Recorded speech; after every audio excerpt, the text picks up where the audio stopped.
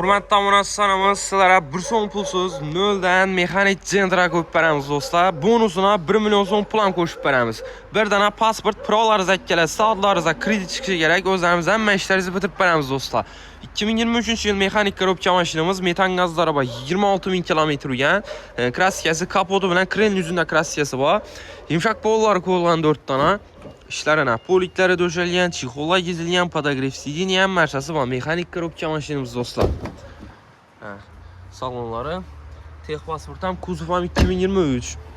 Mashinamiz o'zining bahosi 122 million so'm. 23 mi bu? Ava. 2023-yil.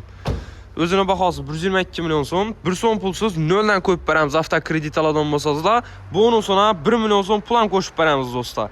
Pasport, purovlaringiz kelasa, ardingizda kredit chiqishi kerak do'stlar. O'zlarimiz hamma ishlaringizni bitirib beramiz. 4 million 700 ming so'mdan 5 yil oylik to'lov. Qo'shib avtomarketda sotib olgan mashinamiz, kelib xarid qilaverasizlar.